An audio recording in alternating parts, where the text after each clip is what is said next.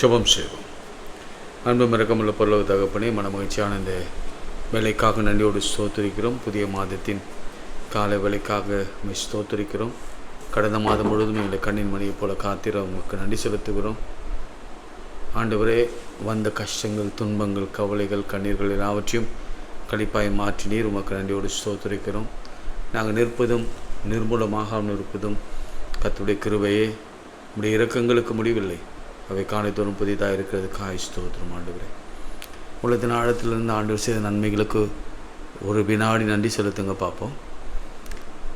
என்ன செய்திருந்தாலும் சரி, உணவுக்காக, உடைக்காக, இருப்பிடத்திற்காக, வேலைக்காக, நல்ல உடல் சுகத்திற்காக, இந்த கிளைமேட்டிக் கண்டிஷனில் நம்மை காத்ததுக்காக, பிரயாணங்களுக்காக, கல்யாணத்திற்காக, குழந்தை பாக்கியத்திற்காக, வியாதியிலிருந்து விடுதலைக்காக, ஆண்டவர் என்ன செய்திருந்தாலும் சரி, இதை என்ன ஞாபகப்படுத்துகிறார். ஒருவேளை நீங்கள் மறந்திருந்தாலும், நான் மறந்திருந்தாலும், கர்த்தர் மறக்காமல் நம்மை நேசிக்கிறபடினாலே நாமும் அவரை மறக்காமல் அவரை நேசிப்பதனால நன்றி செலுத்துவோம். என் ஆத்துமாவே கர்த்தரை ஸ்தோத்திரி என்று சொல்வதோடு கூட, ஆண்டவரை நாங்கள் உயிரோடு இருக்கும் வரை உண்மை மறக்க மாட்டோம் சுவாமி. இயேசுவின் நாமத்தில் ஜெபிக்கிறோம் நல்ல பிதாவே, ஆமேன். ஆனந்த துதி ஒலி கேட்கும், ஆடல் பாடல் சத்தமும் துணிக்கும். ஆனந்த துதி ஒலி கேட்கும், ஆடல் பாடல் சத்தமும் தோணிக்கும். ஆகாய விண்மீனாய் அவர் ஜனம் பெருகும், ஆண்டவர் வாக்கு பலிக்கும். ஆகாய விண்மீனாய் அவர் ஜனம் பெருகும், ஆண்டவர் வாக்கு பலிக்கும். மகிமைப்படுத்துவேன் என்றாரே, மகிவானின் பாசம் பெரிதே. மங்காத புகழுடன் வாழ்வோம், மாற்றி பெற்றாயந்திடுவோமே. கூறுகிட மாற்றும், குண்டிட மாற்றும், கரையில்லா தேவனின் வாக்கு. கூறுகிட மாட்டோம், குண்டிட மாட்டோம், கரையில்லா தேவனின் வாக்கு. ஆனந்த துதி ஒலி கேட்கும், ஆடல் பாடல் சர்க்கமும் தோணிக்கும். ஆகாய விண்மீனாய் அவர் ஜனம் பெருகும், ஆண்டவர் வாக்கு பலிக்கும். யாக்கோப்பு நடுங்கிடுவானோ, யாக்கோப்பின் தேவன் துணையே. அமெரிக்கை வாழ்வை அழைப்போம், ஆண்டவர் மார்பில் சுகிப்போம். பதறாத வாழ்வும் சிதறாத மனமும் பரிசாக தேவன் அருள்வார். பதறாத வாழ்வும் சிதறாத மனமும் பரிசாக தேவன் அருள்வார். நூகங்கள் முறிந்திடும், கட்டுகள் அருந்திடும், விடுதலை பெருவாழ்வு காண்போம்.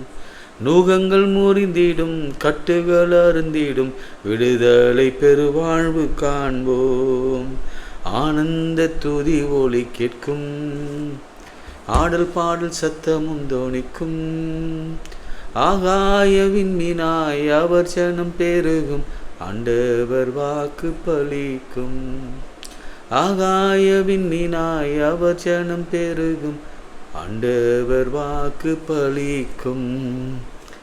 கரங்களை உயர்த்தி ஆண்டவரே, ஜீவனோடு வைங்க ஆண்டவரே. நல்ல உடல் சுகத்தோடு வைங்க. உங்கள் உச்சன் தலையிலேருந்து உள்ளங்கால் வரையில் கத்த தொடுங்க ஆண்டவரே. ஒரு வாதையும், ஒரு வியாதியும், இரத்த கொதிப்போ அல்லது சுகரோ எங்களை தொடாதபடி என் தேவன் காத்துக்கொள்ளுங்க. விசேஷமாக கேன்சரில் பாதிக்கப்பட்டிருக்கிற மக்களுக்காக நான் செபிக்கிறேன். சின்ன குழந்தை பரிபூர்ண சுகத்தை, விஷ்ணு பிரியா பரிபூர்ண சுகத்தை, பிறந்த குழந்தை, அதுக்கு கேன்சர் எல்லாம் சேர்ந்து ஜெபம் பண்ணுங்க. ஆண்டவர் அந்த குழந்தைக்கு ஒரு புதிய வாழ்க்கையை கொடுக்க வேணும், சாட்சியாக நிறுத்துவேன். திருமணமாகாத பிள்ளைகளுக்கு கர்த்தர் வாழ்க்கையை கொடுங்க. எல்லாம் சேர்ந்து ஜெபம் பண்ணுங்க. உங்கள் வீட்டில் எல்லாருக்கும் திருமணம் ஆனாலும் பரவாயில்ல, ஆகாத பிள்ளைகளுக்காக சேர்ந்து ஜெபம் பண்ணலாம்.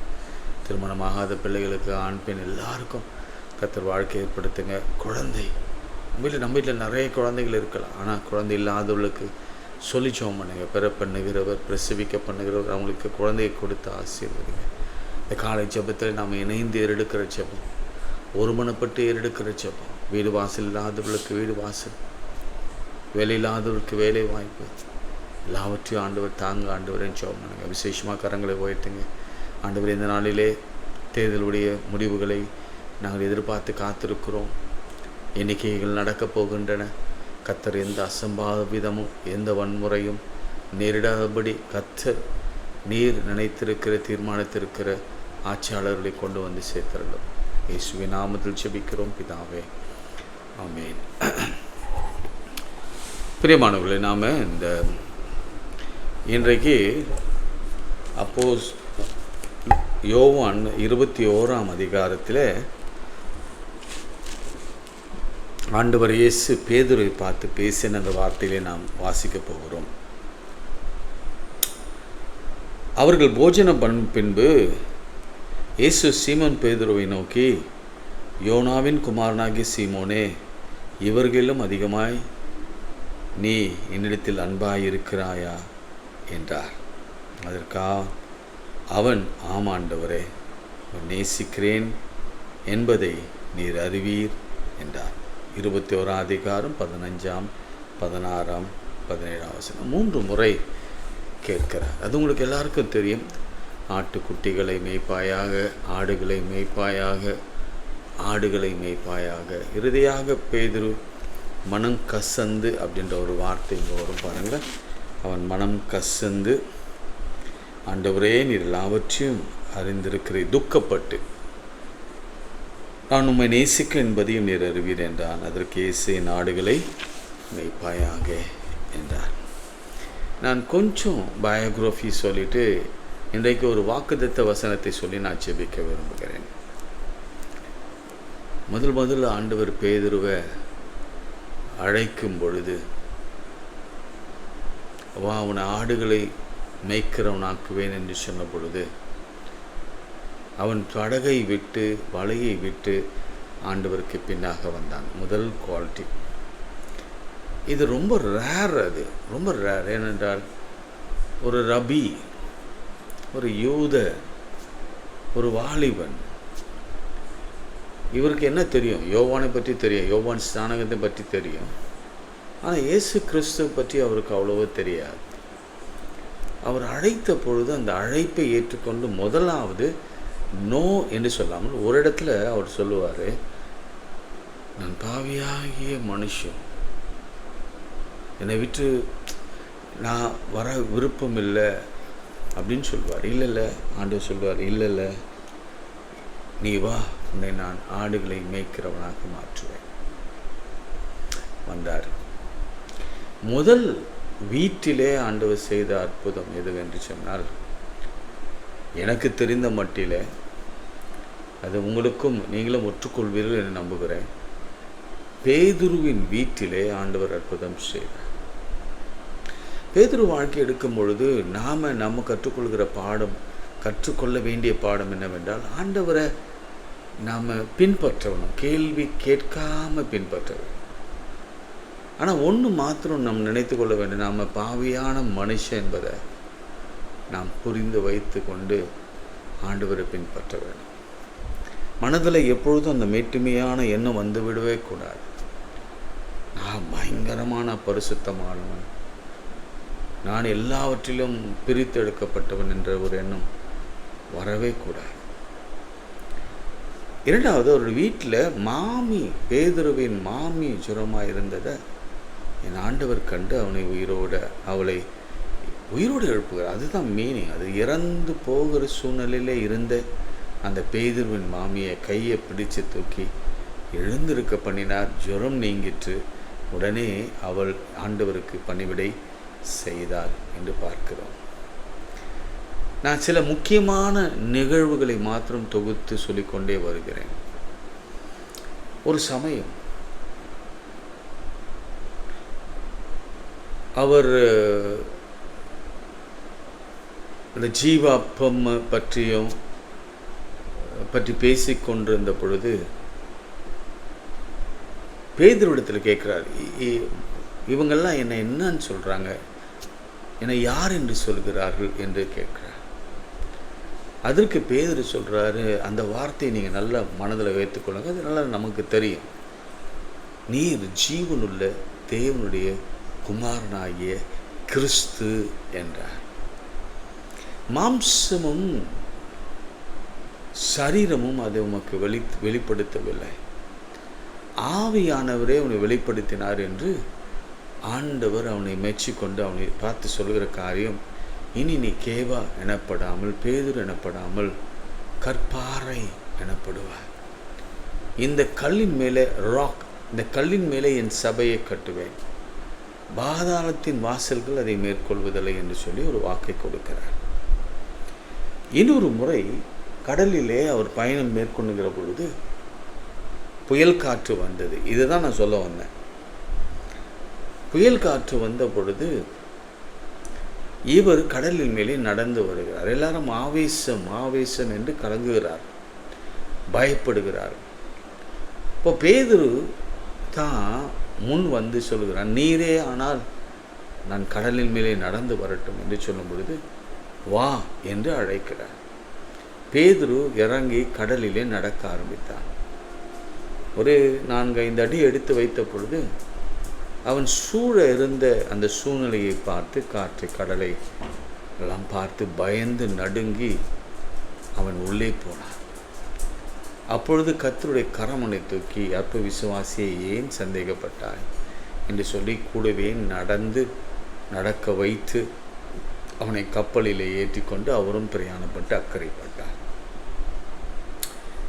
இப்படியெல்லாம் அவருடைய வாழ்க்கையில் மறுரூப நிகழ்ச்சியில் அவங்களுக்கு தெரியும், ஆண்டவர் அவனை கடிந்து கொண்டார்.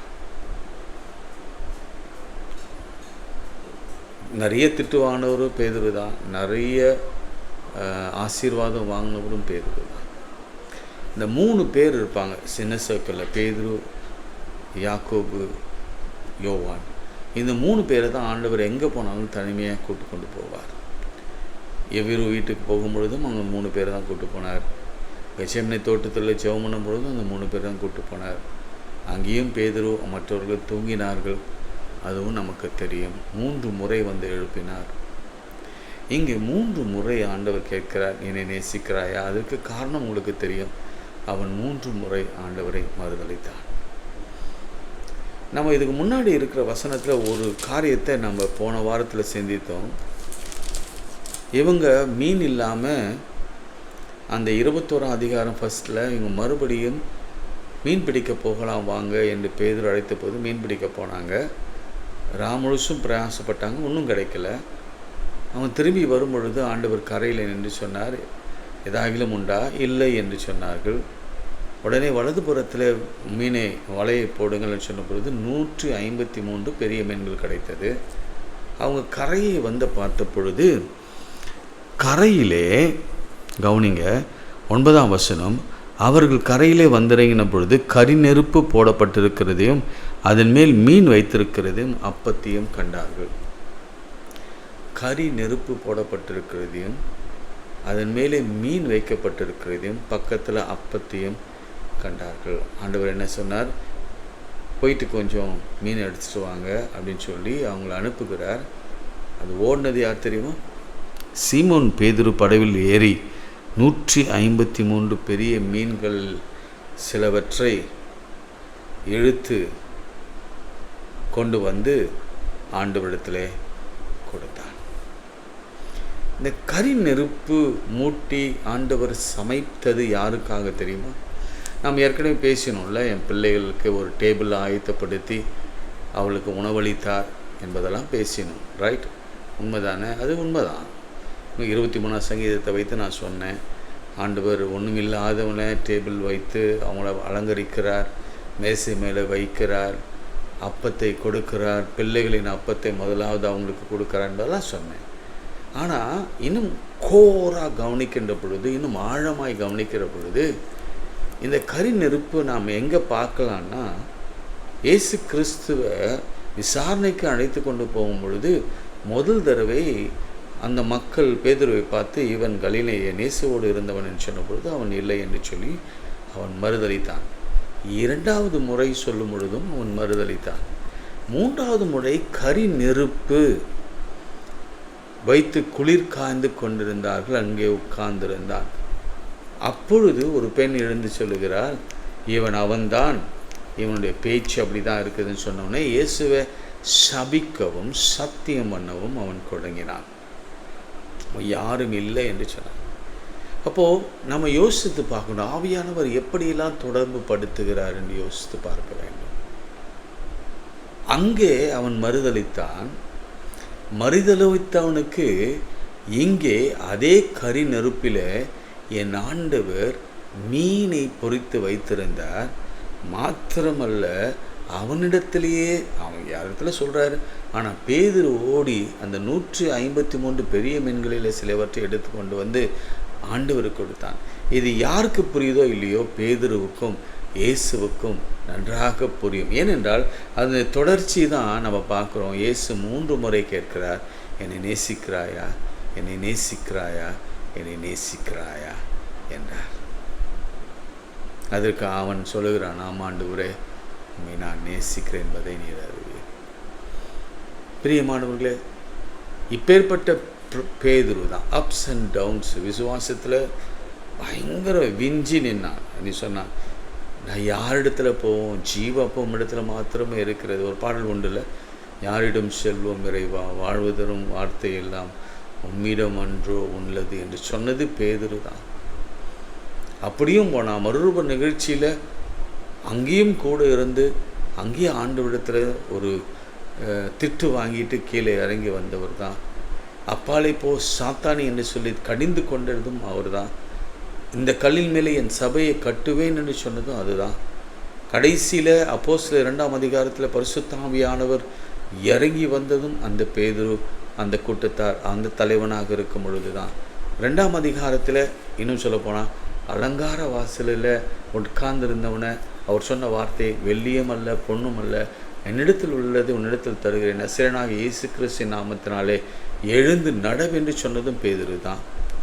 எப்படி ஆண்டவர் எவரு வீட்டுக்குள்ளே தனியை அழைத்து கொண்டு போய் தலித்தாகுமி என்று சொல்லி அந்த பெண்ணை உயிரோடு எழுப்பினாரோ, அதே மாதிரி தான் துர்கால் எனும் தபித்தாலே இவர் உள்ளே போய் அறையிலே முழங்கால் படியிட்டு அந்த துர்காலை உயிரோடு எழுப்பினார். அதுவும் பேதுரு தான். பாருங்க, நீங்கள் பேதுருவை எப்படிலாம் ஆண்டவர் பயன்படுத்தினார். மறுதலித்தவர்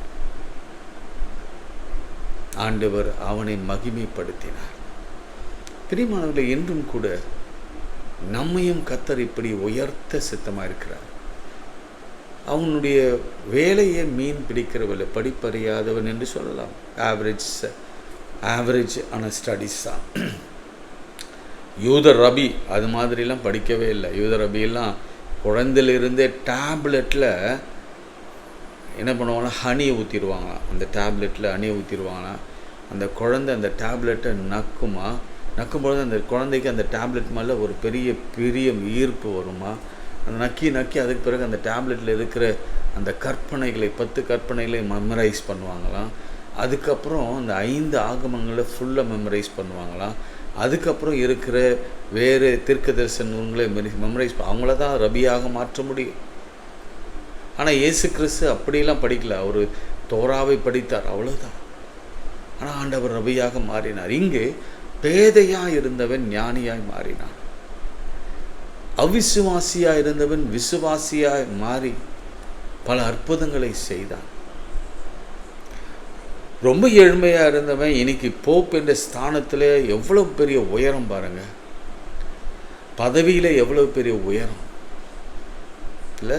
ஒன்றுமே இல்லாதவன் அவர் சாதாரணமாக சட்டையை கழட்டி போட்டு அறையில் கட்டி கொண்டு குதித்து, சில பேர் சொல்கிறாங்க நிர்வாணமாய் ஓடினான் என்று கூட சொல்லுவாங்க. அரை நிர்வாணமாய் ஓடினான்.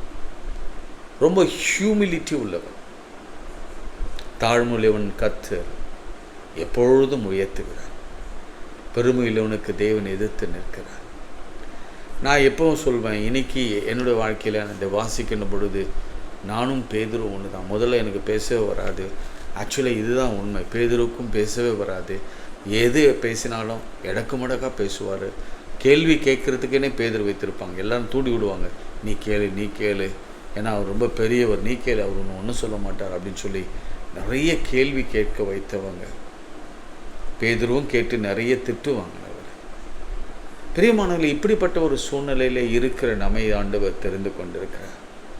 நாம் செய்ய வேண்டிய ஒரே காரியம் அவரை நேசிக்க வேண்டும், அவ்வளோதான். அவர் நம்மை நேசிக்கிறார். நாம் அவரை நேசிக்கின்ற பொழுது எல்லா காரியமும் நன்மையாக முடியும். நான் இப்போ தான் ரீசனாக உங்களுக்கு சொல்லிக் கொடுத்தேன். அவர் 3ஆம் காவலில் இருக்கும் பொழுது எப்படி தேவதூதன் வந்து சங்கிலிகளை அறுத்து 3 காவலையும் தாண்டி திறந்து அவனை வீட்டுக்கு வரைக்கும் அழைத்து கொண்டு போனார். அது அவனுக்கு கனவாக இருந்தது. அப்படி ஒரு விடுதலை கர்த்தர் கொடுத்தார். எப்படி பவுல் நிறைய அற்புதங்களை செய்தாரோ அதே மாதிரி பேதுருவும் நிறைய அற்புதங்களை செய்திருக்கிறார். அதற்கு காரணம் என்ன? ஆண்டவர் பயன்படுத்துகிற பாத்திரமாக பேதுரு மாறினார். இன்றைக்கி நம்மையும் கர்த்தர் மாற்றுவார். நான் சொன்னல உங்களுக்கு ஒரு வாக்குத்தத்தத்தை சொல்லி நான் ஜெபிக்க போகிறேன்னு சொல்லி, எரேமியா 31ஆம் அதிகாரத்தில் சில வசனங்களை நான் உங்களுக்கு சொல்லி, ஏன்னா நம்ம முடியும் பொழுது ஏதாவது ஆண்டவருடைய வாக்கை நாம் பெற்று தான் நாம் நிறைவு செய்ய வேண்டும். எரேமியா 31ஆம் அதிகாரம்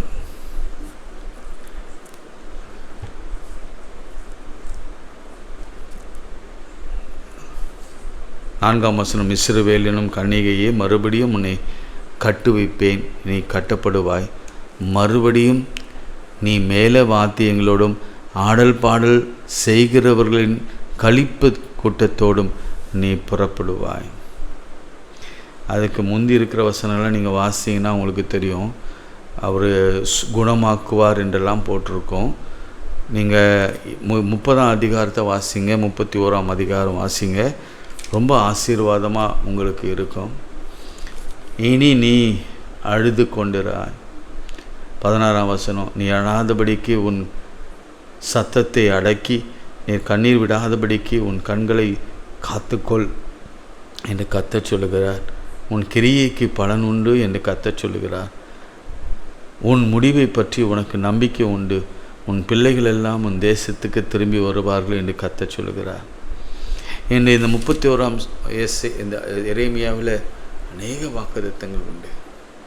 அதெல்லாம் ஆண்டவர் நமக்கு சுதந்திரிக்க அவர் வாக்குத்தத்தம் பண்ணியிருக்கிறார்.